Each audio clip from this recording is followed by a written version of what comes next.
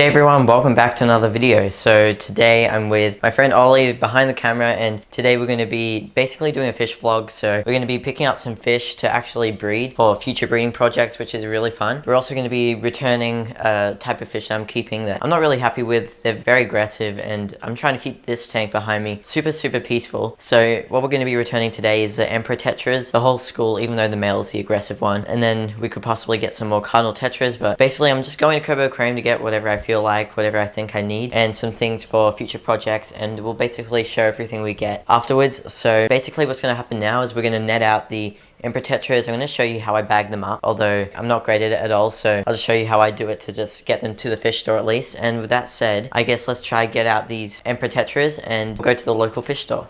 Let's go.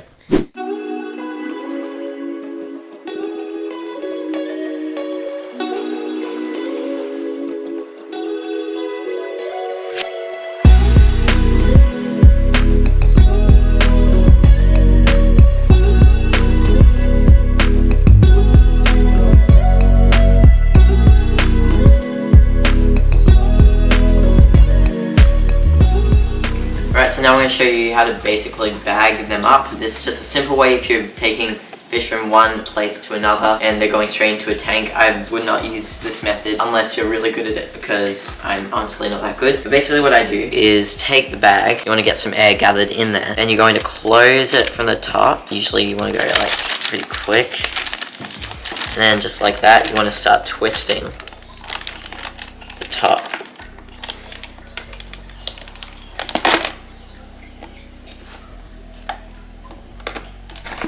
And just like that, you'll have airtight there. I'm going to just fold that over. Grab your elastic band.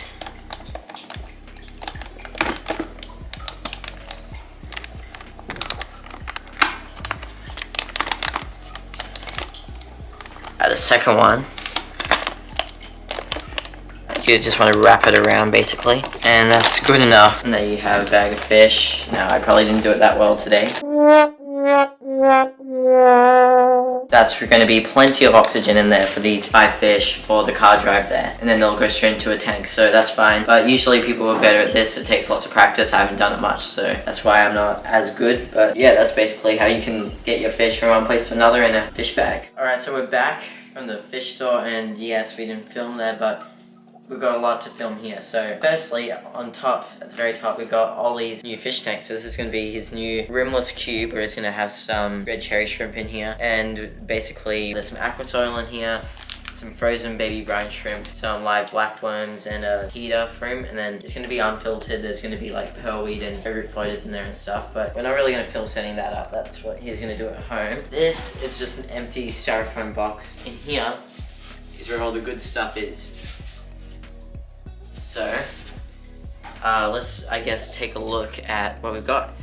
So, let's take a look at the stuff that Oli got first. So, the first thing that we got for Oli was 5 red cherry shrimp. So, they're in there. They're really not colored right now, but when they go into the tank, they're going to color up really nicely and grow, hopefully, because they're so tiny in these bags. Alright, so the camera just died, so we're on Oli's phone now. Anyways, so let's continue the unboxing. Okay, so there's 4 red cherry shrimp in that bag there. And now let's take a look at the other thing that Oli got, which was pearlweed. So in here is pearlweed, and for those who know me, pearlweed is one of my favorite aquarium plants that I can never find around here, and I haven't successfully kept it yet. I've kept it once, but I killed it. So this time, we've got pearlweed again. This is for Oli, and then I bought myself one too. We also bought Oli some crushed coral, so coral sand, really. And it's going to act the same as crushed coral. That's going to harden his water for his Neocaridina shrimp and his guppies and all that sort of stuff. And then the last thing that Oli got was some catapata leaves or Indian almond leaves, and then he'll be feeding that to his shrimp, of course. Alright, so now let's get into the stuff that I bought for myself. So the first thing I thought to buy was some moss. So we got some bushy moss here. I don't know exactly what kind, because it just says bushy moss, and I can't find a specific moss is called that. And so yeah, I guess we'll go with this and see how it looks when it grows in this tank here. Then we bought some pearly for myself, so this looks like a real good bunch. That'll go in the angelfish tank, the 80 liter. Then next up we got 3 bags of live black worms, so this is going to be to condition the fish for breeding. Got another bag there. Alright, so now let's take a look at the good stuff, which is the 2 bags of fish in here. And so if we take this bag out, this is a not so interesting fish, but I still love these fish. We've got some zebradanios in here. Yeah, we're going to be trying to breed them, which is really fun. And that'll be a whole other video, a whole other series even. That's going to be fun. And they're going to go in the 60 liter outside tank. So I'm going to do a bit of experiment and see, firstly, before I start breeding them, how they do in temperate areas outside in the cold, in like 10 to 15 degrees Celsius water, even though usually it's recommended to go nowhere below 15 degrees, but who knows, they might actually do really well. And then when we want to breed them, we'll move them to a warmer tank, of course. And then another fish we're going to breed is the cherry barbs. So we got cherry barbs, which is super exciting, and I've never kept a barb before, any type of barb really, so I'm excited to keep these guys. And we got a trio in here, so 1 male, 2 female. It's pretty easy to tell with cherry barbs. Usually the males are bright red, rich color, whereas females will be plump, more round bodied, but also more of an orange to yellow sort of color. Yeah, those are going to be good, and I can't wait to breed these guys because they're going to be fun. That is everything, and basically I'm just going to leave Oli with all his stuff, and what we're going to be doing for the rest of the video is acclimating the fish to their new tank and adding the pearlweed to the 80 liter angelfish tank. So I guess with that said, let's chuck in the bags of fish and acclimate them, and then add the pearlweed to the 80 liter.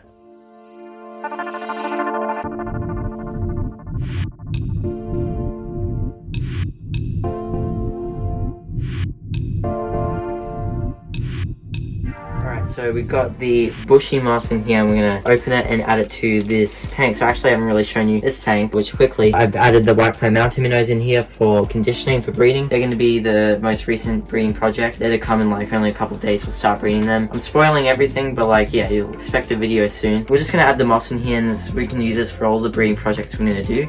And this light is really good, full spectrum, and it'll be able to grow the moss hopefully really quickly.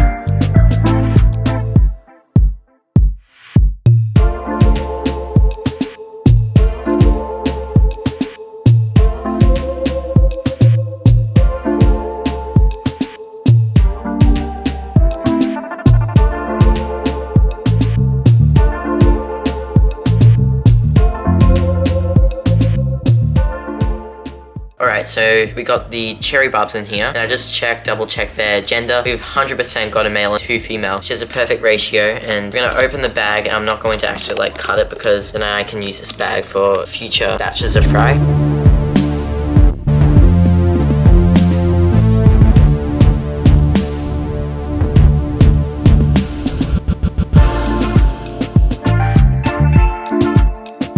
Alright, so we got the outside tank, and it's time to add the zebradanios. They're going crazy, so let's add them in. Take the bag out.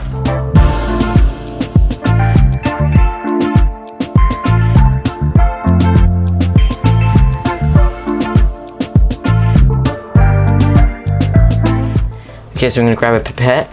This is the first time ever feeding blackworms to fish, so I'm just trying it like this. Boom, look at that. And if you take a look, the angelfish tank.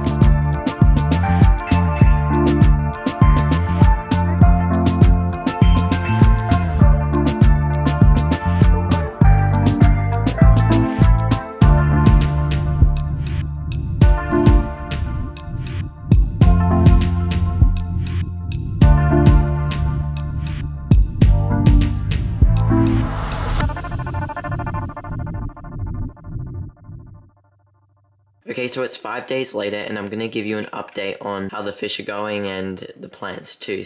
And we'll try to keep this swift, so let's get straight into it. So we'll start off at the 90 litre here, and all we're gonna take a look at is the cherry barbs. So as far as an update goes on the cherry barbs, all they're really doing is still hanging out at the back in the dense bushes back there. They're basically hiding the whole time. They're not really eating up at the surface yet, but until that does come, I'm sure by next time I update you all, they'll be eating and swimming about happily. It's just taking them a while to settle in, and they are a bit of a skittish fish, especially since they're not in a big school or group. Since I just got a trio to breed, they're gonna take a bit more time to adjust into the tank, and they might be a bit more timid and shy than how they would be in a group or shoal. But they've definitely coloured up, and they're not really that big, so I might have to grow them up a bit. Not sure if you can see, but back there is a cherry barb. Yeah, you can see the cories are chasing each other, maybe even looks like breeding behavior actually, but cherry barbs are in here and they're actually doing really well. And that's basically an update for you guys on the cherry barbs, and that takes us away from this tank. And now let's take a look at the 60 litre tank outside and see how the zebradanios are going.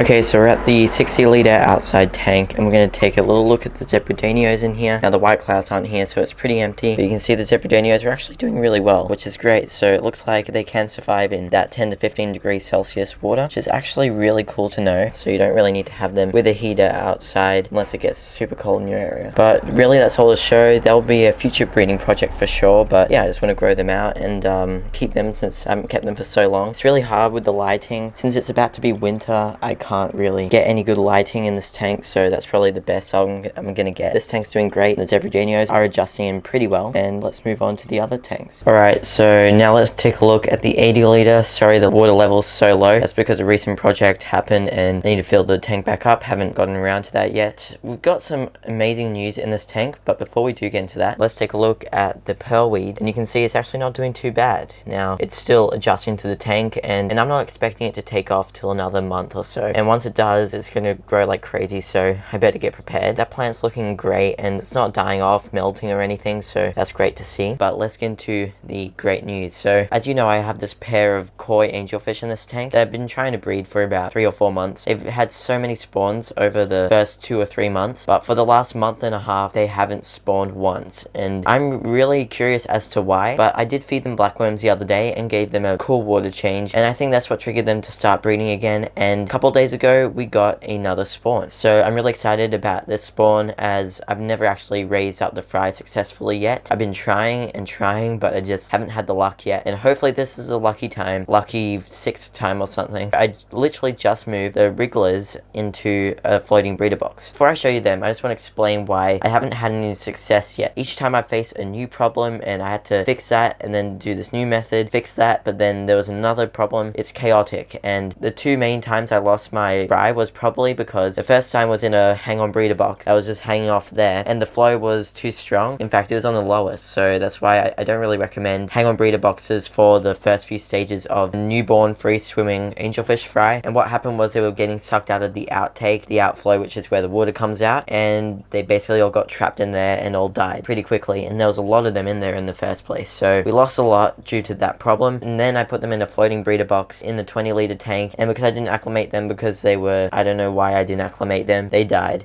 But this time, we're going to reduce as much stress as possible, but we're going to be raising the fry for the first 2 weeks or so in a floating breeder box, but this time in this tank. So a floating breeder box where there's no flow going through that can take out any of the fry, and it's also going to be in the tank that they came from, so they don't have to adjust any new parameters. And I made sure that when I was transporting the wrigglers into the floating breeder box just there, I made sure that they were in water the whole time. But let's take a look at them first. So firstly, for those who don't know, these are the parents.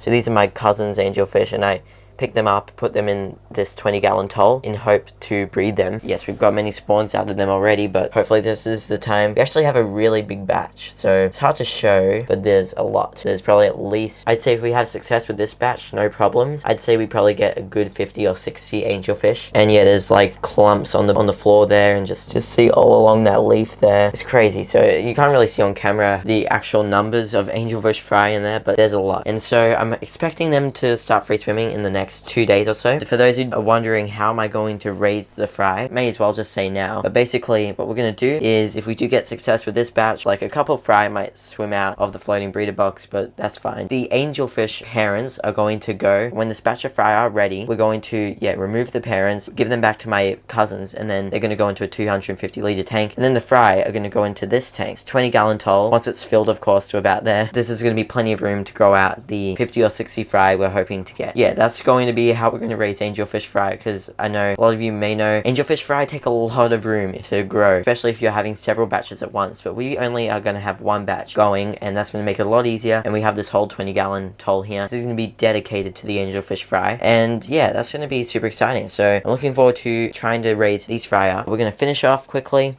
Firstly, with the moss, that's doing fine. Not really much to update you there. Maybe it's separated into 2 clumps. Wow, but yeah, that's doing fine. But over here, this is our blackworm culture. So those blackworms we bought, I decided to try and make a culture. And this was a tank I found for hard rubbish. And as you may know, because I released the video of setting this up only a couple days ago, so before actually buying them. So this is a video we actually bought them. But for those who haven't seen the video yet and are curious, I'll leave the link in the iCard above to how we set up this blackworm culture. But yeah, it's a really cool little setup. And there's just actually quite a lot, hard to show on camera. You can see up on the side here really well.